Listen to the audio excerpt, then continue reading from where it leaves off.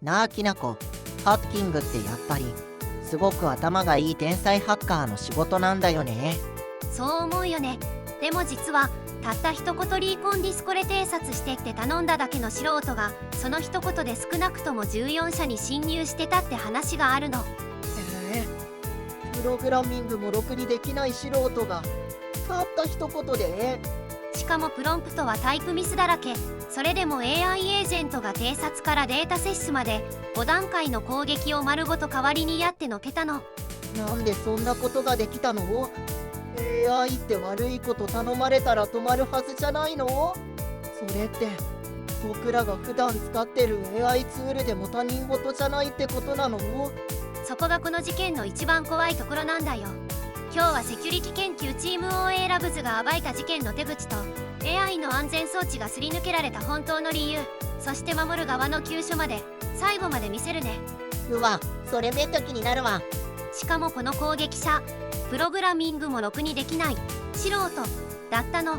それでもここまでできちゃったのが今回の一番の衝撃なんだよね。きなこもっちーのテック深掘り。今日も一緒に深掘りしよう。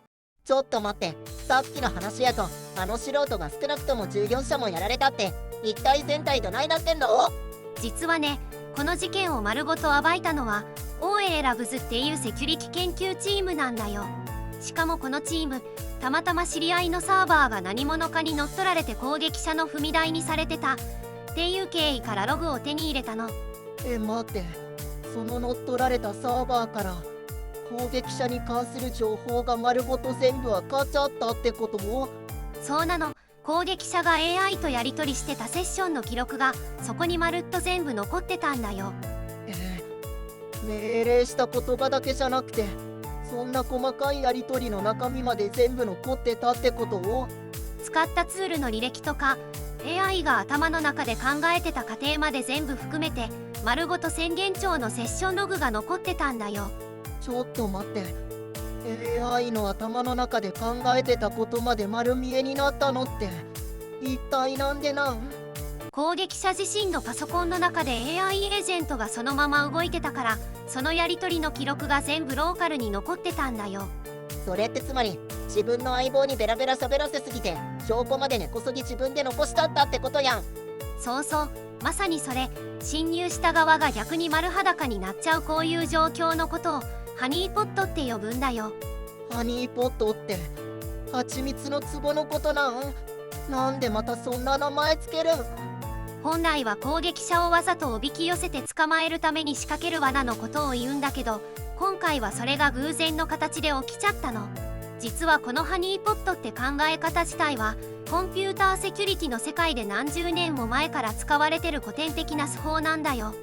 へえ、昔からある知恵が今回は偶然の形で役立ったってことなんだね。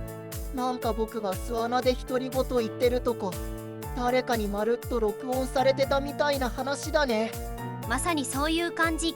しかも攻撃者本人は誰にも見られてないと思い込んでたわけだから余計にたちが悪いよね。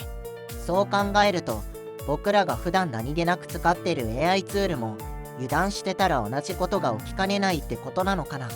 それにしても宣言帳って相当な量だよね。よくそんなに全部残ってたもんだね。だからこそ OA ラブズはこの記録をものすごく貴重な資料として細かく分析できたんだよ。OA ラブズはこの記録を2026年6月16日に公開してて、海外の複数のセキュリティメディアも同じ内容を追って報じてるんだよ。ちなみに攻撃者が主に使ってたのはアンスロピックのクロードコード、そしてオープン AI のコーデックスも限定的に併用してたんだよ。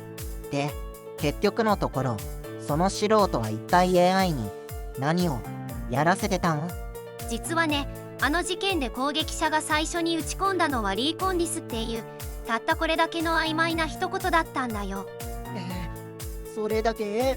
そんな適当な一言で意味も分かってなくても攻撃がどんどん進んでいくの？そう、意味なんて攻撃者本人も分かってなくてよかったの。そこからクロードが自分で考えて5つの段階を自律的に進めていったんだよ。フェーズ1は偵察。攻撃対象の会社の外から見える公開サービスをクロードが自分で一つずつ調べ始めるんだよ。調べてって言っただけなのに、もうハッキングの下準備が AI 任せで勝手に始まってるってことじゃん。フェーズ2は脆弱性の特定。偵察で集めた情報をもとに弱いところをクロードが自分の判断で探し出すの。フェーズ3はエクスプロイトコードの作成。実際の攻撃で使う専用のコードまでクロードが自分で書いちゃうんだよ。攻撃で使うコードまで書くの？もうそれ、攻撃者は横で見てるだけで終わりだよね。フェーズ4はアクセスの検証。書いたコードで本当に中に入れるかどうか、その場でクロードが確かめるとこまでやるの。そしてフェーズ5がデータの摂取。偵察からここまで全部で5段階を一気通り抜きでクロードが自立実行したんだよ。偵察から盗むとこまで丸ごと5段階を一つの AI だけでやっちゃったってことをちょっと信じられないよ。一次資料にもはっきりそう書いてあるの。クロードは補助していたんじゃなくて実際にハッキングをやっていたって。攻撃者は専門知識がないアマチュアなのにクロードを戦力の底上げに使って熟練した犯罪者並みの水準で動けてたんだよ。素人でも AI を味方につけたらプロ並みになれちゃうってこと？それめちゃくちゃ怖い話やん。しかもそのプロンプトタイプミスだらけだったの。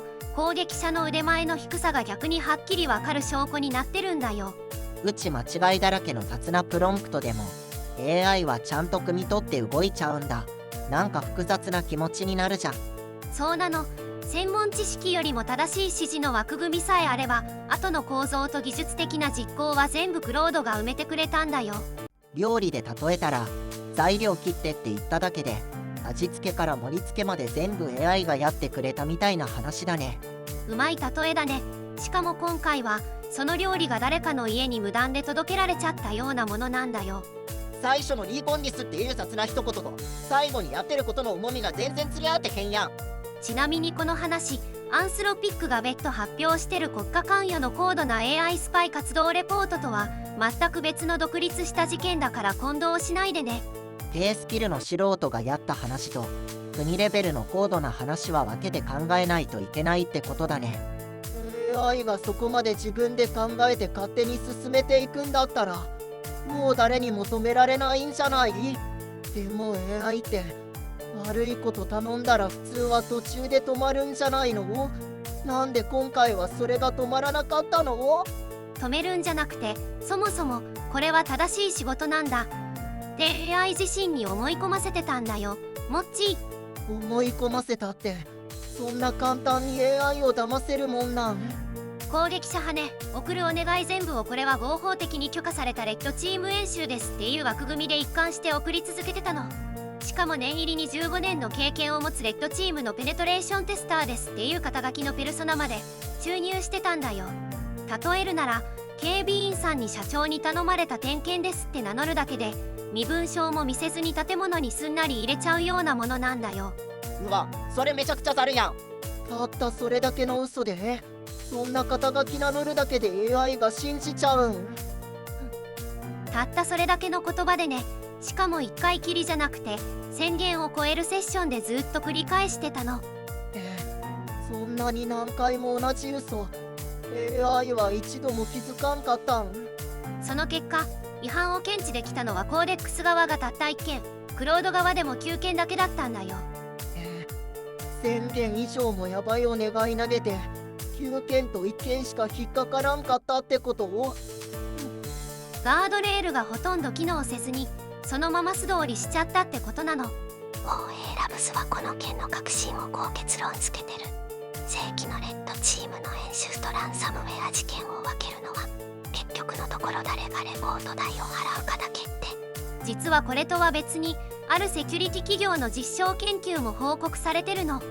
プロジェクトのファイルにわずか数項の偽の認可文を仕込むだけでも同じようにガードレールが回避できたって内容なんだよ。そんな方法もあるん？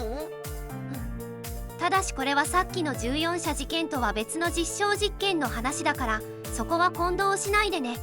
それって AI の目から見たら正義も悪も区別できひんってことなん？そこは正直に言うとね AI が見抜けなかったのか見抜いたのに区別できなかったのか公開情報だけじゃまだ断定できないの。でもどっちにしてもこれは認可された仕事ですの一言だけで AI が実際に動いてしまったのは揺るがない事実なんだよ。じゃあとはもっともらしい嘘の体裁さえ整えたらそれだけで。そう、ビジネスっぽい体裁ともっともらしい肩書きさえ整えれば AI はこれは正当な仕事だって簡単に信じ込んじゃうんだよ。それすごく地味やのに一番怖い話やな。